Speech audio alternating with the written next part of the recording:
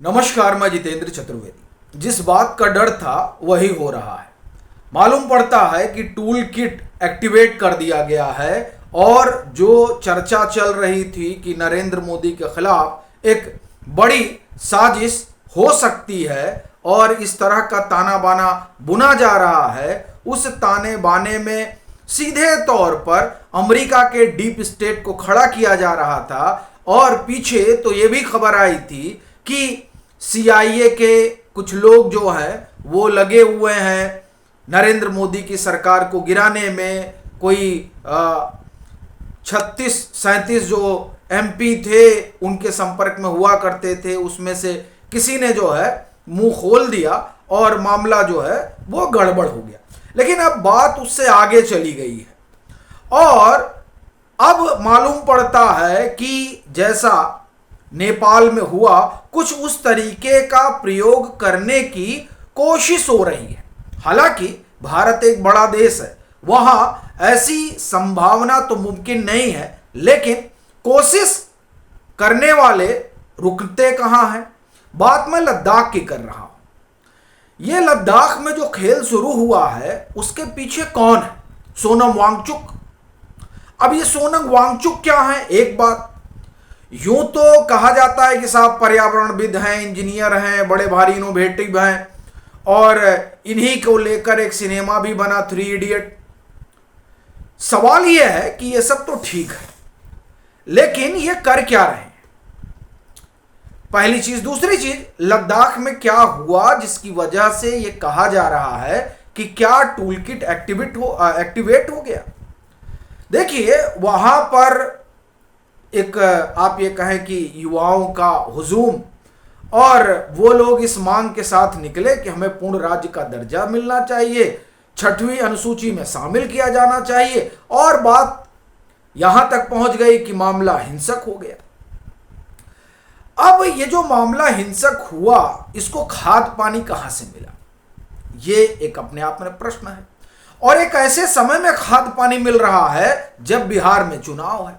वैसे एक पैटर्न रहा है। सोनम वांगचुक अभी वो अनशन पे थे, उन्होंने अपना अनशन तोड़ दिया जब ये सारी चीजें हुई, और वो कह रहे हैं कि नहीं नहीं नहीं, देखिए मैं तो हिंसा का समर्थन नहीं करता। ठीक बात है। ये सोनम वांगचुक बैठे क्यों थे अनशन पे?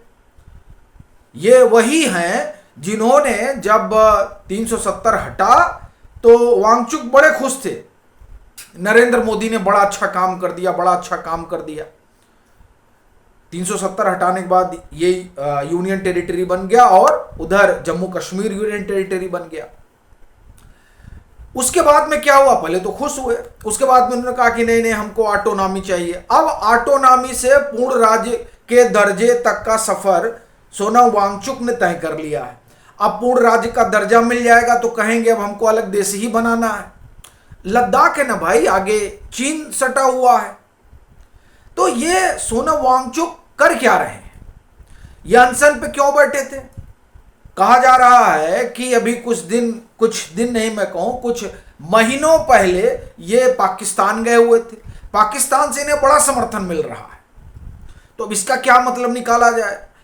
अब इन सब बातों को एक तरफ रखें तो ये जो अनशन पर बैठे थे, यूं तो कहा जा रहा है कि ये पूर्ण राज्य का दर्जा हासिल करने के लिए सब कर रहे थे, लेकिन असली कहानी तो कुछ और कही जा रही है। और वो कहानी ये बताई जा रही है कि 21 अगस्त को इनको जो 134 एकड़ जमीन दी गई थी, वो उसका लीज एक तरह से कहा जाए कि कैंसिल कर दिया गया।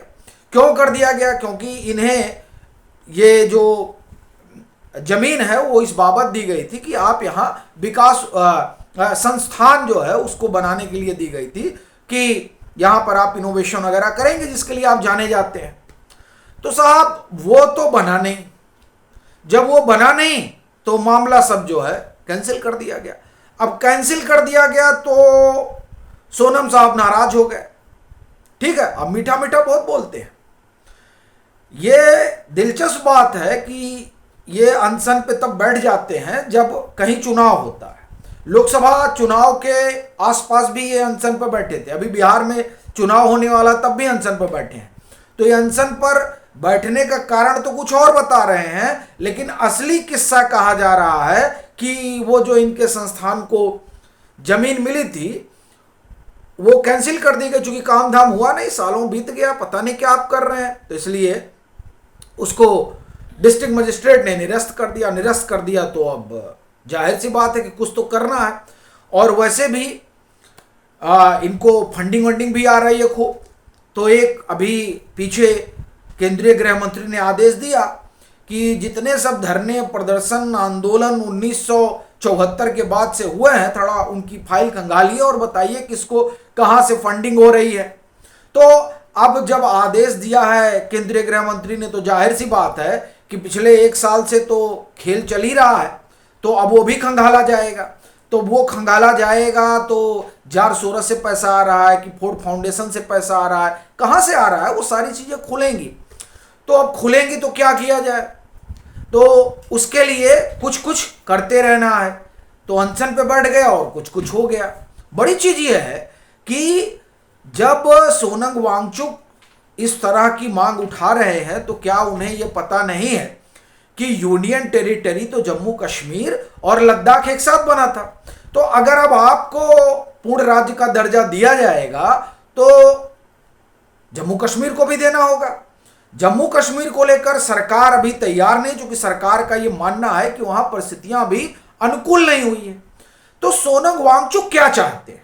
क्या वो ये चाहते हैं कि लद्दाख को इस तरह के हिंसा में झोंक कर पूर्ण राज्य का दर्जा हासिल कर लिया जाए और उसके बाद में इसी तरह की मांग फिर जम्मू कश्मीर में उठे और वहां पर हिंसा बढ़ के? प्रश्न यह है कि यह जो लद्दाख में प्रयोग हुआ है, क्या यह प्रयोग इसलिए हुआ है ताकि केंद्र में बैठी हुई सरकार को हिलाया जाए? प्रश्न यह है कि किसके इशारे पर यह सब हो रहा है और क्या ये महज मांगों को लेकर उठा एक नाराजगी है, एक क्रोध है, या फिर इसके पीछे कोई बड़ी साजिश है? इस प्रश्न के उठने की वजह बस एक ही है कि जो सोनम वांगचुक ऑटोनॉमी की बात कर रहे थे, वह पूर्ण राज्य का सफर उन्होंने तय कर लिया है। क्यों? आखिर में ऐसा क्या हो गया? ये तो बड़े खुश थे जब यूनियन टेरिटरी बनी थी, अब शोषण हो रहा है। मामला क्या है, माजरा क्या है? फिर ये भी जानते हैं, बड़े पढ़े लिखे आदमी हैं, कि अगर लद्दाख को पूर्ण राज्य का दर्जा दिया जाएगा तो जम्मू कश्मीर में भी ये मामला और तूल पकड़ेगा, तो वहां अलग तरीके का माहौल हो जाएगा। तो क्या ये जानबूझकर जो भारत का उत्तरी हिस्सा है, जिसे भारत का मुकुट कहा जाता है, उसको अराजकता में झोंकना चाहते हैं? यह प्रश्न इसलिए बड़ा हो गया है क्योंकि हिंदुस्तान के पास पड़ोस में ऐसी घटनाएं आकार ले चुकी हैं और उसमें ऐसे ही मांगे थीं और फिर वो मामला अलग रूप रंग ले लिया। भारत में ऐसा होगा ये कोई नहीं मानता है, कि चूंकि वो मुमकिन भी नहीं है, क्योंकि यहां 1.5 अरब की आबादी है, जहां जहां हुआ वहां 2 करोड़ 4 करोड़ की आबादी थी, तो इसलिए वहां मुमकिन था, यहां मुमकिन नहीं है। लेकिन फिर भी ये जो लद्दाख में हुआ है वो एक संकेत तो है, और वो संकेत दरअसल ये बताता है कि राहुल गांधी आह्वान कर रहे थे। सोनम वांगचुक का जो परिवार है वो कांग्रेस से उनका अपना अच्छा नाता रहा है, तो क्या वहां से कुछ इशारे हुए हैं? सवाल कई है, और इस सवाल के उठने की वजह बस एक है, जो कुछ लद्दाख में हुआ वो आसपास जो हो रहा है या हो चुका है उसी के जैसा है। तो और राहुल गांधी अभी आह्वान भी किए हैं, तो क्या ये सब महज इत्तेफाक है या कोई सोचा समझा प्रयोग? ये सवाल उठना स्वाभाविक है। लेकिन इतना तो जरूर लग रहा है कि ये जो मोदी हटाओ अभियान चल रहा है, उस अभियान में कहीं ये कोई कड़ी तो नहीं है। वैसे भी डोनाल्ड ट्रंप खार खाए बैठे हुए हैं। राहुल गांधी हर कीमत पे एक तरह से कहें कि भारत में सत्ता परिवर्तन करना चाहते हैं, उसके लिए उन्हें चाहे जो हथकंडा अपनाना पड़े, और इसीलिए वो देखिए कि चुनाव आयोग को किस तरह से कटघरे में खड़ा कर रहे हैं।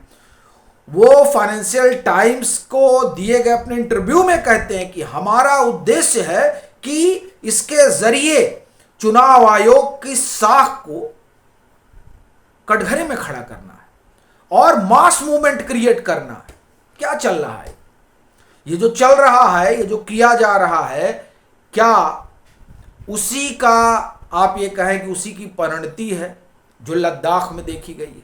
ये सवाल बड़ा है और इसीलिए कह रहा हूं कि जो डर था कहीं वही तो नहीं होने जा रहा है। पीएम के खिलाफ जो साजिश की बातें होती रही हैं, क्या ये उसी साजिश का हिस्सा नहीं है? क्या हिंदुस्तान को उन्हीं आप ये कहें कि लपटों में झोंकने की कवायद तो नहीं है? आपकी क्या राय है? जरूर साझा करें। मतांतर से नहीं जुड़े हैं तो जुड़े, वीडियो को लाइक करें और खूब शेयर करें।